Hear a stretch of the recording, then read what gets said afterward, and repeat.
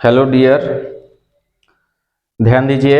ये चैप्टर है 5.2 का क्वेश्चंस नंबर 7 है।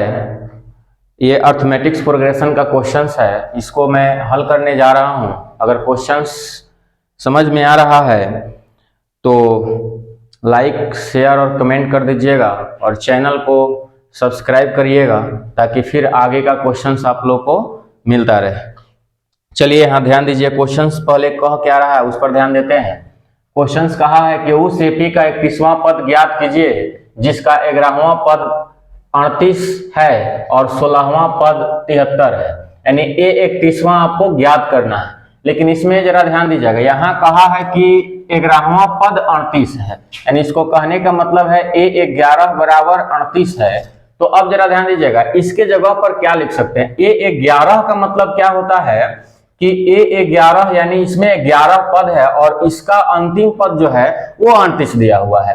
तो यानी हम लिख सकते हैं इसके जगह पर क्या, A plus 11 minus 1 into d equal to हो जाएगा 38। अब देखिएगा, A प्लस 11 में से 1 जाएगा तो 10 हो जाएगा, गुने डी 10D इक्वल टू 38। इसको समीकरण हम 1 मान लेते हैं, ठीक है। अब चलिए दूसरा क्या कह रहा है। दूसरा कह रहा है कि 16वां पद है 73, यानी A16 इक्वल टू है 73, यानी 73 दिया हुआ है।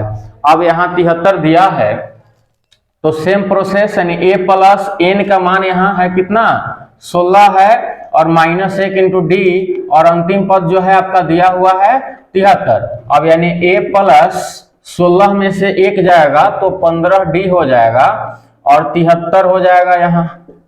इसको हम समीकरण 2 मान लेते हैं। इसको समीकरण 2 मान लेते हैं। अब चलिए इसमें हमको करना क्या है कि अब इससे हमको A और D का मान ज्ञात करना है। तो इसके लिए सबसे पहले हम लिखेंगे समीकरण 1 माइनस समीकरण 2।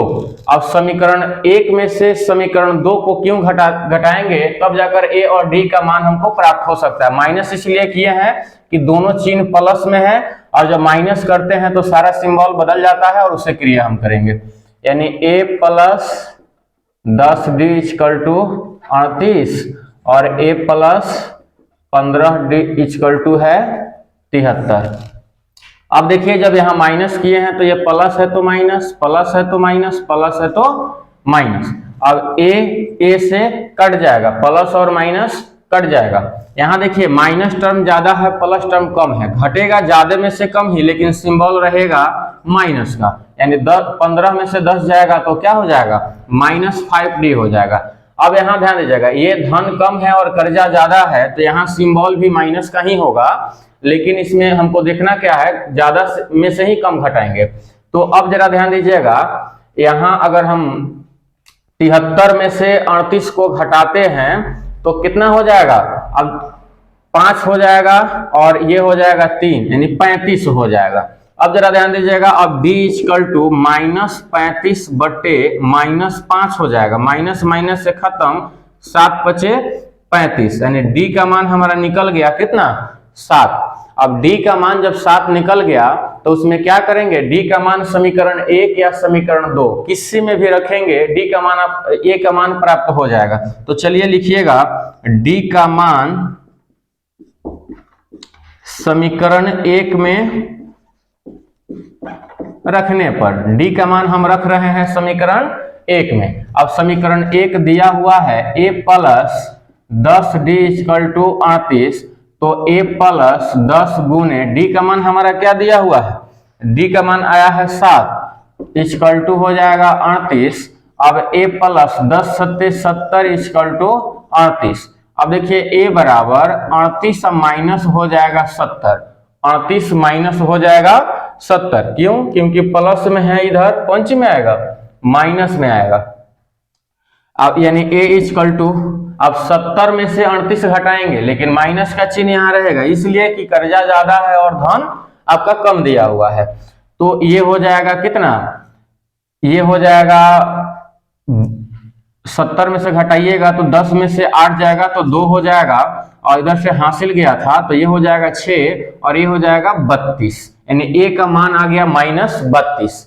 तो अब यहाँ ध्यान क्या देना है, जब a और d का मान हमको प्राप्त हो जाता है तो a 31वां पद पूछ रहा है, यानी a 31वां पद बराबर क्या है, यानी यहाँ n का मान आपको दिया है 31 और a का मान मिल गया है -32 और d का मान मिल गया है 7, इससे ज्ञात करना है। चलिए अब a plus n-1 into D इसमें आप रखिएगा तो a का मान आया हुआ है -32, आप प्लस यहाँ पर जो है आपका n का मान है 31 -1 गुने d का मान आया है d का मान है 7।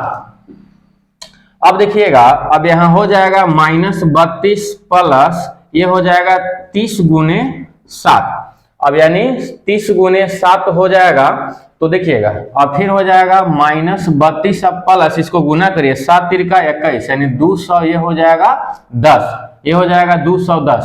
अब देखिए यहाँ प्लस टर्म ज्यादा है माइनस टर्म कम है, यानी इसको कहने का मतलब है 210 में से हम घटा देंगे कितना 32, 8 में से 2 जाएगा 10 में से 2 जाएगा तो 8 हो जाएगा और इधर से हासिल गया था ये हो गया है, अब इधर से हासिल लीजिए ये हो जाएगा 10 और 10 में से आपका 3 जाएगा तो 7 हो जाएगा और ये हो जाएगा 1, यानी ये हो जाएगा आपका कितना 178।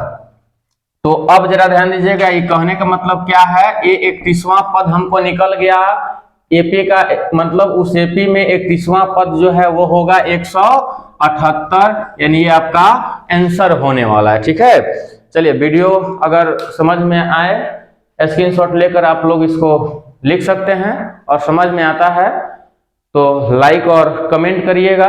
जहां भी अगर वीडियो समझ में नहीं आता है तो डिस्क्रिप्शन में मेरा नंबर दिया हुआ है, वहां से व्हाट्सएप कर सकते हैं, नहीं तो डायरेक्ट फोन करके पूछ सकते हैं। धन्यवाद।